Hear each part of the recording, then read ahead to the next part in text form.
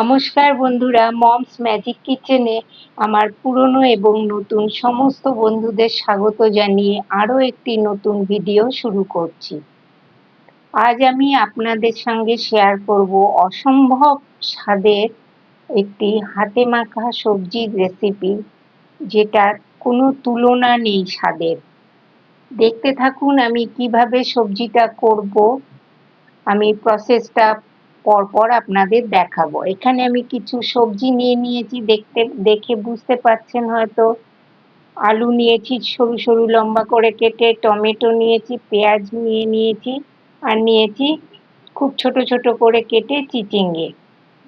এর মধ্যে এখন আমি সমস্ত সবজি অ্যাড করছি। প্রথমে দিলাম স্বাদ মতো লবণ, 1 চামচ জিরে, 1 চামচ ধনে, হাফ চামচ লঙ্কা গুঁড়ো। লঙ্কাটা আপনারা আপনাদের পছন্দ মতো দেবেন। আর দিয়ে দিলাম এখানে হলুদ গুঁড়ো। এবার সমস্ত মশলা দেওয়া হয়ে গেছে। আমি এবার মশলাগুলোর সাথে সবজিগুলো মেখে নেব। আর এখানে দিতে হবে প্রায় 2 চামচের মতো সর্ষের তেল। দিয়ে এবার মশলাগুলো নেড়ে চেড়ে ভালো করে মেখে নিতে হবে। এই সবজিটা এত সুস্বাদু হয় বন্ধুরা, মানে এর স্বাদের কোনো তুলনা করা যাবে না, অতুলনীয় একটা স্বাদ হয়।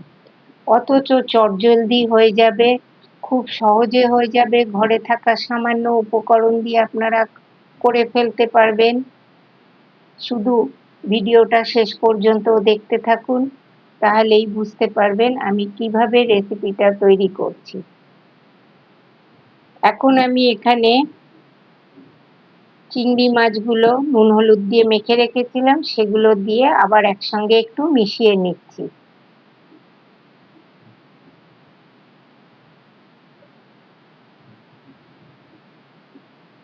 শুধুমাত্র এই একটা সবজি দিয়ে গরম ভাত খাওয়া হয়ে যাবে, এত অসাধারণ টেস্টের এই রেসিপিটা হবে। এখন আমি 10 মিনিটের জন্য ম্যারিনেট করে রেখে দিলাম। 10 মিনিট পরে আমি কড়াই চাপিয়ে দিয়েছি, কড়াইতে তেলও দিয়ে দিয়েছি। তেলটা আপনারা আপনাদের আন্দাজ মতন দেবেন। আমি কিন্তু কম তেলেই রান্না করি, যারা আমার ভিডিও দেখেন তারা জানেন। তো ফোড়নে দিয়ে দিলাম 1 চামচ গোটা জিরে। ফোড়নটা ভাজা ভাজা করে নিচ্ছি। এবার ম্যারিনেট করে রাখা সমস্ত সবজিগুলো দিয়ে দিলাম। ভিডিওটা শেষ পর্যন্ত দেখবেন। যদি ভালো লেগে থাকে লাইক শেয়ার কমেন্ট করতে ভুলবেন না। আর যারা চ্যানেলে নতুন তাদের কাছে অনুরোধ রইল ভিডিওটা সাবস্ক্রাইব করে, এই চ্যানেলটা সাবস্ক্রাইব করে আমার পাশে থাকবেন। এইভাবে একটু নাড়াচাড়া করে নিলাম, নিয়ে এখন আমি একটা ঢাকনা চাপা দিয়ে রাখবো। এই সবজিটা এইভাবেই করতে হবে বন্ধুরা, বারবার নাড়াচাড়া করে নিতে হবে। আসলে মশলাটা কষাতে হবে সবজির সঙ্গে, ওই জন্য হাই ফ্লেমে একটু নেড়ে চেড়ে নিয়ে আবার ফ্লেমটা লোতে করে ঢাকনা চাপা দিয়ে দিতে হবে। আমি 3টে কাঁচা লঙ্কা চিড়ে দিয়ে দিলাম, যাতে কাঁচা লঙ্কার ফ্লেভারটা সবজির মধ্যে চলে আসে। আবার খুলে নিয়ে নাড়াচাড়া করে নিচ্ছি। এইভাবেই নাড়াচাড়া করে নিতে হবে, তাহলে সবজির সঙ্গে মশলা খুব ভালো করে কষানো হয়ে যাবে। বারবার এই প্রসেসই করতে হবে আর ঢাকনা চাপা দিয়ে লোতে রেখে দিতে হবে। আবারও আমি ঢাকনা চাপা দিয়ে দিলাম, গ্যাসের ফ্লেমটা লোতে করে রেখে দিয়েছি। এখন আমি এখানে সাদা তিল আর কিছুটা চিনেবাদাম এক শুকনো কড়াইতে ভেজে রেখেছি, এটার আমি একটা গুঁড়ো করে নেব। আবারও দেখুন ঢাকনা খুলে দেখাচ্ছি, নেড়ে চেড়ে মিশিয়ে নিচ্ছি আবারও সবকিছু। সবজি অনেকটাই সেদ্ধ হয়ে গেছে প্রায়। এখন আমি এখানে দিয়ে দেব গরম জল।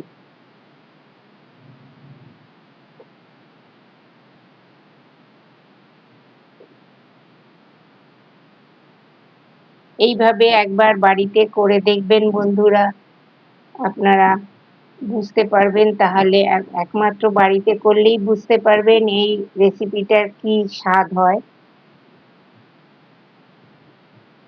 আবারও ঢাকনা খুলে দেখে নিচ্ছি। দেখুন সবজির সঙ্গে খুব ভালো করে মশলা কষানো হয়ে গেছে, সাইড থেকে তেলও বেরিয়ে এসছে।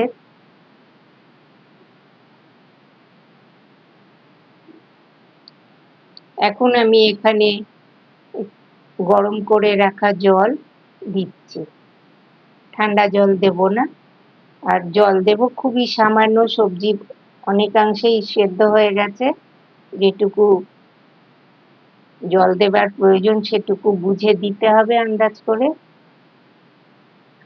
কারণ এই সবজিটা মাখা মাখাই হবে।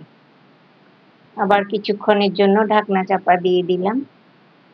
কিছুক্ষণ পর খুলে দেখাচ্ছি, সবজিটা সেদ্ধ হয়ে গেছে, গা মাখা হয়ে গেছে। এখন আমি এখানে দিয়ে দেব 1 চামচ চিনি, ছোট চামচের 1 চামচ চিনি। যারা চিনি পছন্দ করবেন না তারা এই জায়গাটা স্কিপ করে নেবেন। চিনিটা সমস্ত সবজির সঙ্গে মিশিয়ে দিলাম।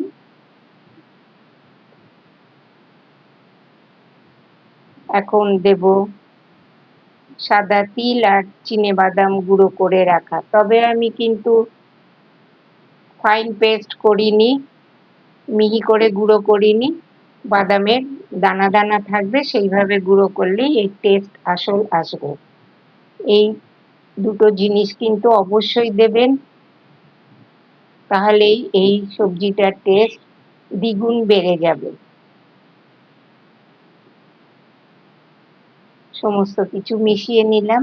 আমার মনে হচ্ছে আরো 1 চামচ তিল আর বাদাম গুঁড়োটা দিলে ভালো হবে, তো আমি আরো 1 চামচ দিয়ে দিলাম।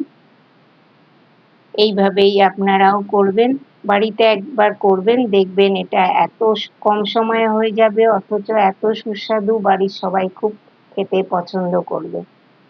এবার আমি সার্ভ করে আপনাদের দেখাচ্ছি। আজ তাহলে এই পর্যন্তই, আবার ফিরে আসছি পরবর্তী নতুন কোনো রেসিপি নিয়ে। ততক্ষণ পর্যন্ত আপনারা সুস্থ থাকবেন, ভালো থাকবেন এবং আমার চ্যানেলটিকে সাবস্ক্রাইব করে আমার পাশে থাকবেন। ভিডিওটা ভালো লেগে থাকলে লাইক, শেয়ার, কমেন্ট করতে ভুলবেন না। শেষ পর্যন্ত দেখার জন্য